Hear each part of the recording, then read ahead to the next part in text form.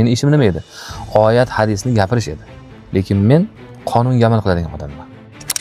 Vaholanki bu qonun menga musulmon bo'lma, namoz o'qima, roza tutma, puling ko'p bo'lsa zakot berma deb to'smas ekan, musulmonchiligingni qil derkan, aksincha musulmonchilikka targ'ib qilib, ya'ni sen masjidlaringni ochib, obod qilib, chiroyli, go'zal qilib musulmonchiligini olib borishingga imkoniyat berar ekan, 5 sekundlik bo'ladimi, 15 sekundlik bo'ladimi, 1 minutlikmi, diniy rolik qilmoqchi bo'lsangiz va unda oyat, hadis, dalil keltirmoqchi bo'lsangiz, diniy qo'mitaga berasiz.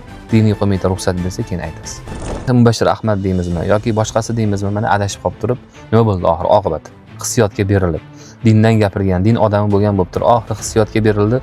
Ana shunday har xil isqirtlarni latabaylaganlar, hidi keladigan toifalarga qanaqadir moyilligi bo'ldi, moyil bo'ldi.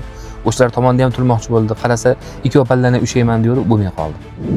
Bir paytlar Shohjahon Botir Qodirov haqida gaplar bo'ldi. Bu aralashganib aslida bu ham vaqt oladigan narsalar edi. Lekin u yerda sabab bor edi. Masalan, bittasi chiqib, bitta ahmoqda hofizcha fonogrammasi chiqib qolib, bugungi voqea bu. Xotinini so'kkan ekan, Namanganlik deb. Bu ahmoq eshak kayfda bo'lsa, u gapirib yuborgan ahmoqligidan. O'shani kasofatiga endi urush chiqaryapti haligi. Sen millatchilik unaqa emas. Bo'lgan voqealar ibrat bo'lsin deb gapiryapti.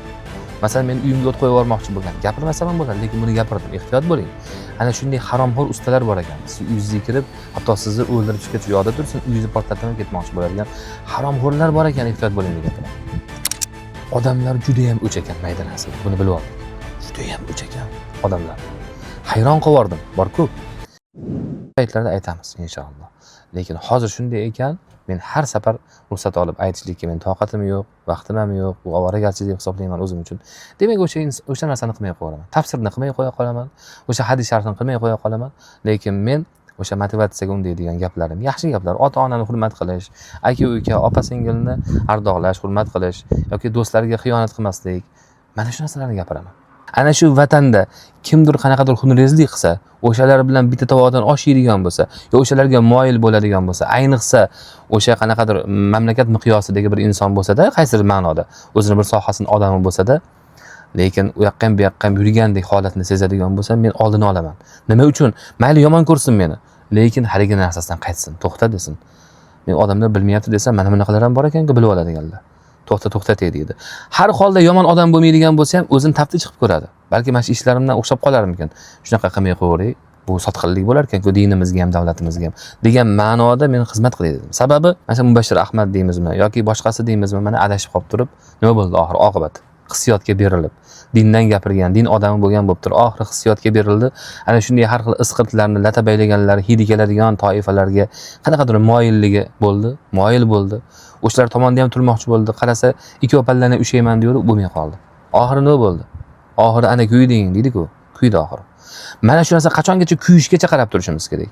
Kuymasdan turib ham qilaylik bu narsani. O'zinglarni to'g'rilab olinglar degan ma'noda. Bu ishim meni vatanparvarlik deysizlarmi bu narsani? Dinparvarlik deysizlarmi? Yoki o'zinglarni misolinglarda saroy mullasi ya bir balolar degan har xil bir atamalar gapiradigan isqirtlar bor. Shunaqa o'zinglar bilasizlar qanaqa qiladigan bo'lsanglar. Lekin men bu yerda maqsadim o'sha bir yaxshilikka xizmat qilish. Mana shu ham mav'iza. Mana shu ham masala. Va yana men qo'shimcha qilib aytamanki, bu noto'g'ri narsa.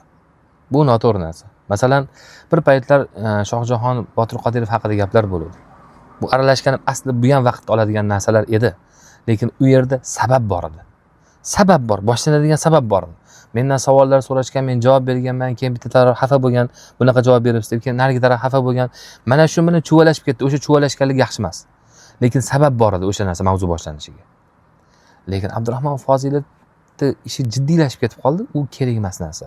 Bu meni ham vaqtimni oladi, uni ham vaqtini oladi, ko'ruvchini ham vaqtini oladigan narsa. Lekin bu qanaqadir shayton bor ekan, baribir haliginday gap gapirsa men unga javob qilmayman degan narsalar bo'lib gapirar ekansan. Bu noto'g'ri narsa. Bu xatoni qilmanglar, bunaqa chuvalashmanglar. Masalan, bittasi chiqib, bitta ahmoqda hofizcha fonogrammasi chiqib qolib, bugungi voqea bu. Xotinini so'kkan ekan, Namanganlik deb. Endi u bitta ahmoq eshak chiqib qolib turib, shundan 10 ming talak bersang deydi, qo'yib beraman, bir balo qilaman deb, xuddi sen Namanganlikni so'kibsan deb mahalliychilik boshlandi. Bu ahmoq eshak kayfda bo'lsa, u gapirib yuborgan ahmoqligidan. O'shani kasofatiga endi urush chiqaryapti haligi. Sen millatchilik unaqa emas. Unday narsa qilmanglar. Mahalliychilik, millatchilik qilmanglar. Har xil yomon narsalarga undamanglar. Masalan, men o'sha ijodim borasida YouTube'dan ketayotgan, mana sotqin do'stlar haqida ketyapti YouTube'da, Instagramda ham ketyapti. Va bular hammasi mashaalloh Makkada yomg'ir yog'di. Yomg'ir yog'a boshladi. Alhamdulillah. Bu narsalar men aytadigan sotqin do'stlar, bular bor voqealar. Bular qaysidir ma'noda unga ham ensasini qotiradiganlar bor. Sen nimaga aytyapsan? Yo'q. Bu meni hayotimda bo'lgan voqealar. Men to'qib olmayapman. Bo'lgan voqealarda ibrat bo'lsin deb gapiryapman. Masalan, men uyimga o't qo'yib yubormoqchi bo'lgan. Gapirmasam ham bo'ladi, lekin buni gapirdim. Ehtiyot bo'ling. Ana shunday haromxo'r ustalar bor ekan. Siz uyingizga kirib, hatto sizni o'ldirib chiqishga yo'lda tursin, uyingizni portlatib ham ketmoqchi bo'ladigan haromxo'rlar bor ekan. Ehtiyot bo'ling deb gapiraman. Yoki haligi qarz olib turib bermay yuradigan, harom yeb yuradiganlar bor. Uni men gapiraman ibrat uchun. Mana sotqinlar bor. Quruvchilar bor, sotqinlar. Xotin qo'limida boshqamida. Ularni men gapiraman, nimaga? Meni hayotimda bo'lgan voqealar bular. Odamlar ibrat olsin. Demak, ana shunday odamlar bor ekan, ehtiyot bo'lish kerak ekan, bundaylarga ishonish kerak emas ekan. Boshida mishig'ini oqizib kelib, oldinga yig'lab kelsa ishonib qolish kerak emas ekan. Bularni yo'latish kerak emas ekan yaqinimizga. Ana u inson soddalik qilib yo'latibdi, mana jabrini ko'ribdi. Endi bu ishni biz qilishimiz kerak emas ekan deb ibrat bo'ladi. Mana shu ham yaxshilikka da'vat. Mana shu ham masala.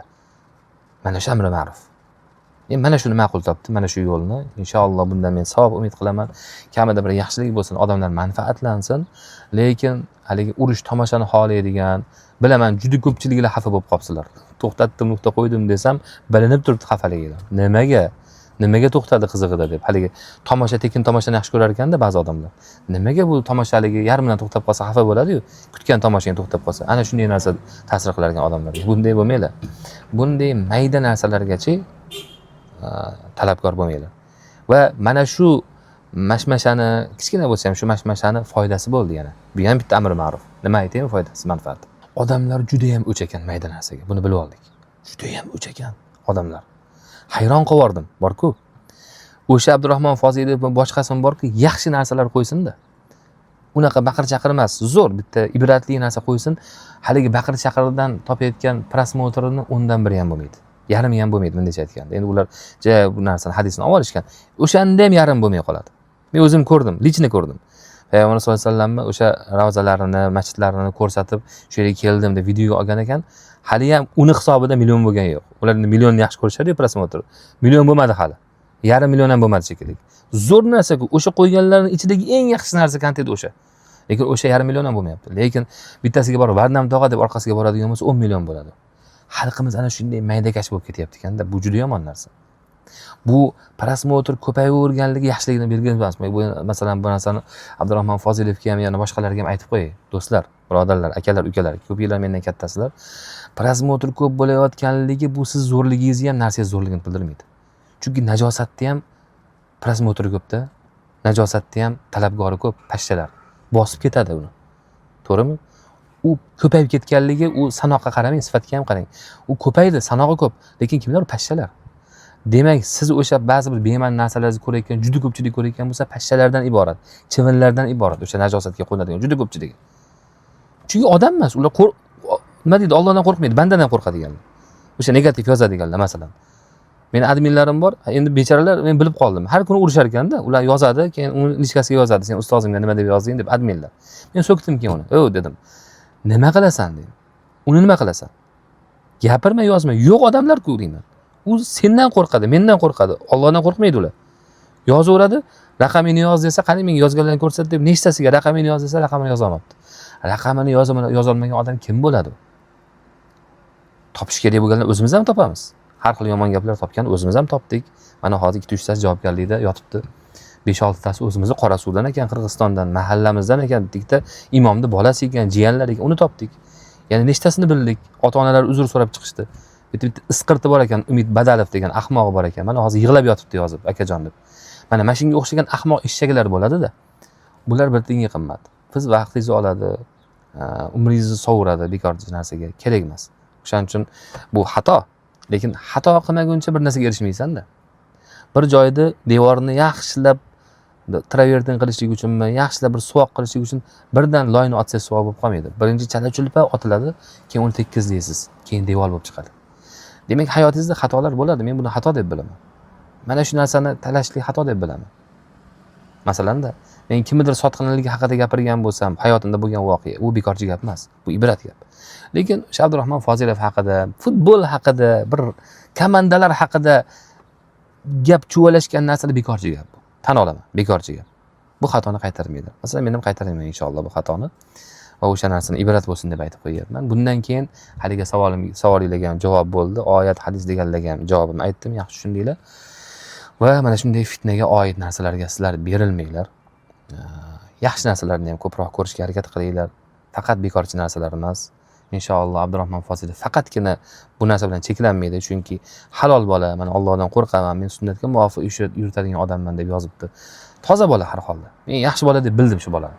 Men hali bir ko'rishib gaplashib o'tirmaganman, lekin yaxshi bola deb bildim. Yaxshi bola deb bildim. Men ba'zi bir qattiqroq gapirdim o'sha bolaga. Musulmon yigit ekan, yutvordi. Lekin o'sha qattiq gapirishga arzimas ekan, ya'ni yaxshi inson ekan, bildim. Men o'sha yaxshi insonlardan kutamanki, inshaalloh kelajakda yaxshi narsalar ham qilishadi. O'zlarini nima deydi, haligi mavqelaridan foydalangan holatda. Ularda masalan hozir Instagram, podpischik ko'p, nima qo'ysa millionta narsa bo'laveradiganmi?